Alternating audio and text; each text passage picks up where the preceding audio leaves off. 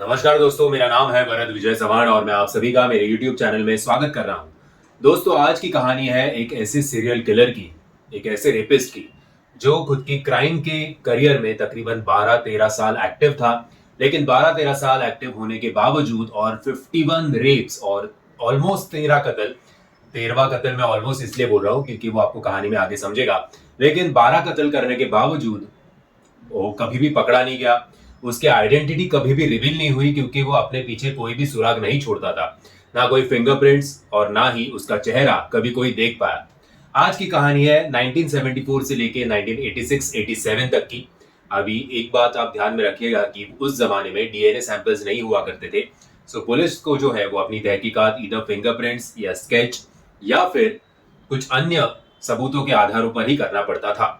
लेकिन आज की कहानी, जैसे मैंने आपको बोला कि बिना चेहरे वाले इस सीरियल किलर की है, उसी तरह से एक पुलिस ऑफिसर की भी ये कहानी है, जो पुलिस ऑफिसर 1974 से लेके 2018 तक इस केस के पीछे, इस कातिल के पीछे लगातार पड़ा रहा। उसने कभी भी हिम्मत नहीं हारी, कोई भी क्लू ना मिलने के बावजूद। और किस तरह से 2018 में फाइनली ये कातिल जो है वो पुलिस के हत्थे चढ़ा, सिर्फ ये एक पुलिस ऑफिसर की वजह से। सो आज की कहानी वाकई में काफी इंटरेस्टिंग होने वाली है। दोस्तों, कहानी है सैक्रामेंटो कैलिफोर्निया की। जैसे मैंने आपको बताया कि 1974 को इस सीरियल किलर की दहशत जो है उसकी शुरुआत हुई। पहले ये सीरियल किलर नहीं था, पहले एक मामूली चोर था। अनेक घरों में वो चोरियां करता था, पहले वो घरों की रेकी करता था। उसने कभी भी कोई भी चोरी तुरंत नहीं की। काफी पहले उस घर को ऑब्जर्व किया, घर की अच्छी तरह से रेकी की। घर के अंदर जो लोग रहते हैं वो कब आते हैं कब जाते हैं, इस बारे में सारी जानकारी इस चोर के पास थी। और जब उसे प्रॉपर समय लगता था वो तभी घर में घुसकर पूरी तरह से घर साफ कर लेता था। ऐसे करके उसने तकरीबन 250 चोरी, जब वो एज ए चोर था तभी ऑलमोस्ट 250 चोरी उसने की और एक भी बार वो पकड़ा नहीं गया। अभी उसका कॉन्फिडेंस बढ़ने लग गया, शायद बढ़ती उम्र के साथ साथ उसे अभी कुछ अलग भूख भी लगती होगी, जिस्म की भूख। इसलिए चोरी के साथ साथ उसने तय कर लिया था कि वो अभी ऐसे घरों को टारगेट करेगा जहां पे सिर्फ लड़कियां या औरतें रहती है, और अकेली लड़की या अकेली एक औरत रहती है। तो जॉइंट फैमिलीज या मैरिड कपल्स को वो बिल्कुल टारगेट नहीं करता था। वो ऐसे ही घरों को टारगेट करता था जहां पे एक लड़की अकेली रहती होगी। उस टाइम पे भी घर की अच्छी तरह से रेकी करने के बाद वो अपने इरादे जो है उसको अंजाम देता था। चाकू या बंदूक की पॉइंट पर वो लड़की को डराता था। लड़की को एक अलग रूम में ले जाकर अंदर का जो टीवी है वो टीवी की आवाज लाउड कर देता था। टीवी पे एक पर्दा ढक देता था ताकि काफी कम एक डीम लाइट टीवी में से बाहर आ जाए, और उस लाइट की बदौलत जो विक्टिम है उसके चेहरे पे जो डर के एक्सप्रेशंस है वो ये अपना सीरियल किलर या रेपिस्ट जो है वो एंजॉय करता था। ऐसे कर करके काफी रेप उसने किए। रेप करने के बाद अखबार में इसके बारे में आर्टिकल्स आने लग गए। आर्टिकल्स में इसको कायर कहा गया क्योंकि ये ऐसे ही घरों को टारगेट कर रहा है जहां पे एक औरत या एक लड़की रहती हो, जो फाइट बैक नहीं कर सकती, जो इस कातिल का, इस रेपिस्ट का सामना नहीं कर सकती। तो इस अपने भाई साहब ने इसको एक चैलेंज के तौर पे लिया। चैलेंज के तौर पे लेने के बाद इसने डिसाइड किया कि अभी से वो उन घरों को टारगेट नहीं करेगा जहां पे अकेली महिला रहती है। वो उन घरों को टारगेट करेगा जहां पे गर्लफ्रेंड बॉयफ्रेंड या फिर न्यूली मैरिड कपल्स होते हैं, या फिर एक बाप और एक बेटी होती होगी। ऐसे करके उसने एक घर को चुना। वो एक न्यूली मैरिड कपल था। फिर एक बार गन की पॉइंट पे उसने उस कपल को डराया धमकाया। बीवी से कहा कि हस्बैंड के हाथ पैर बांध दो और उसको कुर्सी से बांध के रख दो। और मीनवाइल हस्बैंड के सामने ही उसने अपने जो घटिया इरादे थे उसको अंजाम देने की शुरुआत की। एज यूजुअल पहले का जो उसका रूटीन था, टीवी जोर से लगाओ और टीवी पे कपड़ा रख दो और उस टीवी की रोशनी में, डिम लाइट में जो विक्टिम है उसके डरावने एक्सप्रेशंस वो एंजॉय करने लगता था। जब ये प्रोसेस चालू था तब वो हस्बैंड जो है वो खुद को छुड़ाने में कामयाब रहा और उसने फाइट बैक करना शुरू कर दिया। जैसे उसने फाइट बैक किया, ये रेपिस्ट महाशय जो है उनके हाथों में गन थी। गन लग गई, बुलेट लग गई हस्बैंड के गले में और हस्बैंड की ऑन द स्पॉट डेथ हो गई। ये देख के वाइफ जो है वो भी चिल्लाई जोर से, तो उसने उस औरत को भी गोली मार दी और वहां से भाग निकला। तो यहाँ से उसका ना केवल रेपिस्ट की तौर पे लेकिन एक किलर की तौर पे भी करियर की शुरुआत हो चुकी थी, ऐसे हम कह सकते हैं। इसके बाद उसने जिस घर को टारगेट किया उस घर में एक बाप और एक बेटी रहती थी। फिर एक बार गन के सहारे से उसने दोनों को डराया धमकाया, लेकिन बाप था, उसे अपनी बेटी की इज्जत ज्यादा प्यारी थी। उसने गन की परवाह नहीं की और फिर एक बार उसने कातिल के साथ फाइट बैक करना शुरू कर दिया। फाइट बैक करने के बाद अनफॉर्चुनेटली इस बार भी जो घर से भाग निकला वो किलर ही था और बाप और बेटी जो है वो मारे गए। माफ कीजिएगा, बेटी जो है वो बच गई, उसके भी पैर में गोली लगी थी, लेकिन बाप जो है वो अनफॉर्चुनेटली इस अटैक को सरवाइव नहीं कर पाया। ऐसे करके अभी ये कातिल जो है वो थोड़ा डर गया, क्योंकि 2 बार उसको जो एक्सपीरियंस आया था कि 2 बार मर्द लोग जो थे उन लोगों ने फाइट बैक किया और फाइट बैक में ये हारते हारते बच गया है या फिर ये पकड़ते पकड़ते इसको वहां से निकल चुका है, क्योंकि नसीब ने इसका साथ दिया। तो इसलिए कुछ दिनों तक गायब रहा। जब ये अंडरग्राउंड हुआ था तब तक इसने तकरीबन 51 रेप्स किए थे और 51 रेप करने के बावजूद ये ना पुलिस के हाथों में लग रहा था, ना इसकी कोई जान पहचान हो पा रही थी। कुछ सालों बाद यानी कि 1986 और 87 में ये फिर एक बार एक्टिव होता है। 1974 से जो पुलिस इनके पीछे पड़ी है वो अभी तक पुलिस ने अपना इन्वेस्टिगेशन जो है वो बिल्कुल भी रोका नहीं था।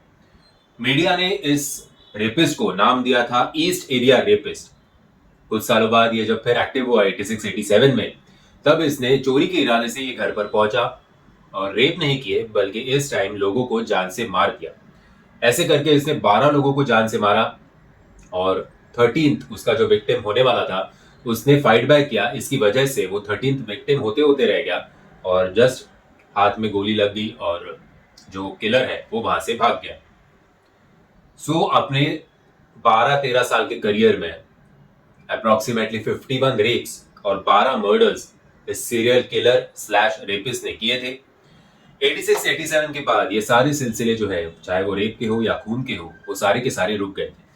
अभी पुलिस की साइड से एक गलती ऐसी हो गई कि इन 12 खूनों को उसने उन 51 रेप्स के साथ कनेक्ट नहीं किया। 12 खून करने वाला एक अलग इंसान है और जो 51 रेप्स जिसने किए थी वो अलग इंसान है। ऐसे इन्वेस्टिगेट पुलिस कर रहे थे। अगर शायद इन दोनों रेप्स को और मर्डर्स को अगर पुलिस जोड़ती थी तो शायद थोड़ी जल्दी कातिल तक पहुंचती थी, ऐसे हम कह सकते हैं। काफी एजेंसीज 1974 के बाद ना केवल पुलिस लेकिन वहां पे जो प्राइवेट इन्वेस्टिगेशन वाले होते हैं वो भी इस कातिल के पीछे, इस रेपिस्ट के पीछे हाथ धोकर पड़ गए थे।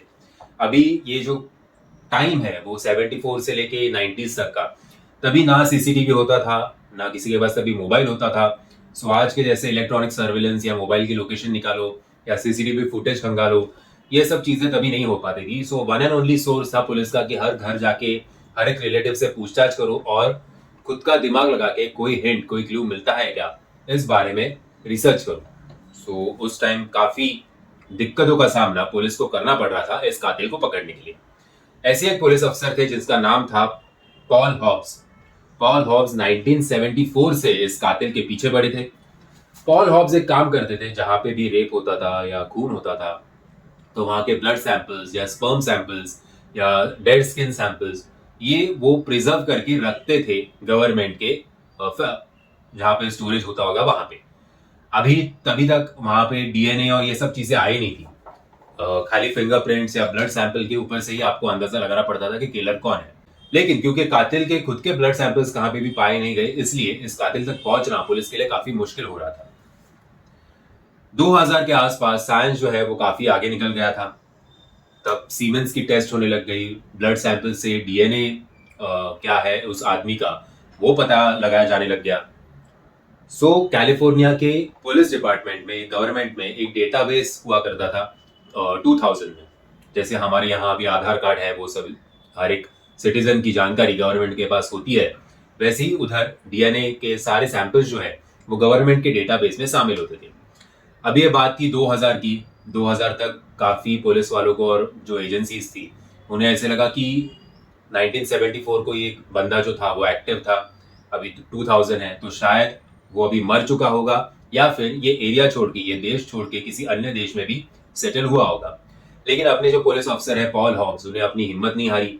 गवर्नमेंट के डेटाबेस में जितने भी डीएनए सैंपल्स थे हर एक के सैंपल के साथ ये क्राइम सीन से जो सैंपल्स लाए गए थे उन्हें मैच करने की कोशिश उन्होंने की, लेकिन अनफॉर्चुनेटली एक भी डीएनए के साथ ये सैंपल जो है वो मैच नहीं हो रहे थे। उसी टाइम पे काफी प्राइवेट वेबसाइट्स थी जो ऐसे ही डीएनए सैंपल्स के रिकॉर्ड्स रखती थी, और वहां पे लोग, क्योंकि डीएनए नई चीज थी लोगों के लिए भी, तो लोग वहां पे खुद से जाके अपना सैंपल जो है वो सबमिट करते थे और देखते थे कि हमारे एरिया में या फिर हमारे शहर में, हमारे राज्य में कोई मेरा रिलेटिव है क्या जिसका डीएनए सैंपल मुझसे मैच हो। ऐसी एक वेबसाइट थी जिसका नाम था GED मैच। इस वेबसाइट पे तकरीबन 1,70,000 लोगों ने खुद के डीएनए रिपोर्ट जो है वो सबमिट किए थे। पॉल हॉब्स ने अपने क्राइम सीन वाले जो सैंपल्स थे वो सैंपल्स इस वेबसाइट पे अपलोड किए, और इस वेबसाइट पे जो डीएनए के सैंपल्स थे उस सैंपल में से एक आदमी के साथ ये डीएनए जो है वो मैच हो गया। अभी पॉल ने इस आदमी के बारे में जानकारी निकाली तो समझ में आया कि ये आदमी वैसे भी काफी यंग है, और इस आदमी का ट्रैक रिकॉर्ड जो है वो काफी अच्छा है। सो काफी साफ सुथरा ट्रैक रिकॉर्ड है, ऐसे हम कह सकते हैं। सो इसलिए ये आदमी तो हो नहीं सकता, लेकिन क्योंकि डीएनए सैंपल इस आदमी के साथ मैच हुआ है तो इसके परिवार में से कोई ना कोई जरूर ये क्राइम सीन से रिलेटेड है, और शायद वही आदमी ये रेपिस्ट या कातिल है। तो हर एक रिलेटिव के सीक्रेटली डीएनए सैंपल जो है वो लिए जाने लग गए। आपको पता होगा कि अगर हम किसी बार में जाते हैं, वहां पे जब हम ड्रिंक करते हैं तो जो सलाइवा होता है उससे डीएनए सैंपल लिया जा सकता है। जब हम लैपटॉप यूज करते हैं उससे सैंपल लिया जा सकता है, कभी कभी बालों के ऊपर से भी लिया जा सकता है।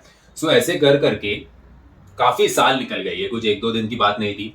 काफी साल इसमें भी निकल गए कि हर एक रिलेटिव के बारे में जानकारी निकालो, उसके डीएनए सैंपल्स कलेक्ट करो। ऐसे कर करके 2018 में फाइनली एक नाम पॉल के सामने आया, जिस आदमी का नाम था जोसेफ डिएंगलो। उसके बारे में जानकारी निकालने की कोशिश पॉल ने की तो समझ में आया कि ये पहले नेवी में था, फिर उसने नेवी छोड़कर पुलिस में ज्वाइन किया, और 1976 में ये पुलिस से भी इसने विड्रॉ कर लिया। जब रिलेटिव्स को कुछ भरोसे में लिया गया, भरोसे में लेने के बाद पॉल को यह समझ में आ गया कि ये इंसान जो है वो सीधा नहीं है। रिलेटिव्स भी इसके बारे में काफी कंप्लेंट कर रहे हैं, तो चुपके से उसका भी डीएनए सैंपल फिर एक बार लिया गया। तो पुलिस उसके घर के आजू बाजू में स्प्रेड हो गई सिविल ड्रेस में। तो पता चला कि ये आदमी जो है वो रेगुलरली घर के बाहर नहीं निकलता, जो कुछ भी उसको जरूरी सामान होता है डे टू डे लाइफ के लिए वो उसके लिए घर तक पहुंचा दिया जाता है। अभी पुलिस को यह भी पता था कि जो आदमी 51 रेप और 12 मर्डर्स कर सकता है वो अभी उसका एज था अप्रोक्सीमेटली 72 ईयर्स, लेकिन 72 ईयर्स होने के बावजूद वो अभी भी उतना खतरनाक हो सकता है। और कुछ नहीं तो अगर उसने खुद के गले पे छुरा मार दिया तो भी हम जो बाकी के विक्टिम्स हैं उन्हें प्रॉपर जस्टिस नहीं दे पाएंगे, उसे कोर्ट में ना पहुंचा पाने के कारण। तो फाइनली एक बार गलती से वो आदमी घर के बाहर निकलता है। जैसे ही वो घर के बाहर निकलता है पुलिस उसे धर दबोच लेती है। उस आदमी को भी ये पता चल गया था कि उसे किस लिए पकड़ा गया है, तो उसने ज्यादा कुछ अपोज नहीं किया। पुलिस हिरासत में आने के बाद जैसे ही ये न्यूज लोगों में फैल गई तो काफी सारे विक्टिम्स वो टाइम के वो पुलिस स्टेशन पहुंचने लग गए। फिर इसने कन्फेस भी कर दिया कि हाँ मैंने ऐसे ऐसे सब चीजें की है। तो इसको कोर्ट में इसकी पेशी हुई। इसने ऐसा काम शुरू किए थे 1974 में। एक्चुअली चोरी तो काफी पहले से, सो ऐसे हम एज्यूम करते हैं कि शायद ये क्राइम के रास्ते में 1970 से आया था। तो 1970 से 74 तक चोरियां, फिर 74 से 78, 80 तक रेप, और फिर 86, 87 में खून। सो जो ये रास्ता उसका 1970 से शुरू हुआ होगा उसको फाइनली 2018 में वो कोर्ट के सामने पेश किया गया। कोर्ट के सामने भी उसको व्हील चेयर में लाया गया क्योंकि वो चलने की पोजीशन में नहीं था।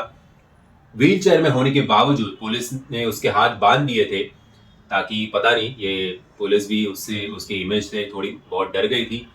और इतने सारे क्राइम्स देखने के बाद जो मिनिमम सेंटेंस है वो तो डेथ पेनल्टी का है। तो आशा करते हैं कि इसको डेथ पेनल्टी अभी तक मिल चुकी होगी, क्योंकि ये मामला जो है वो शुरू हुआ था कोर्ट में 2018 में। दोस्तों ये कहानी से हमें एक चीज तो पता चलती है कि अगर वो पुलिस ऑफिसर पॉल हॉग्स नहीं होते तो शायद उन विक्टिम्स को, उन परिवारों को कभी भी न्याय नहीं मिलता। दोस्तों मैं आशा करता हूँ आपको ये वीडियो पसंद आया होगा। अगर आपको ये कहानी पसंद आई होगी तो याद से वीडियो को लाइक, शेयर और चैनल को सब्सक्राइब करना मत भूलना। जय हिंद, जय महाराष्ट्र।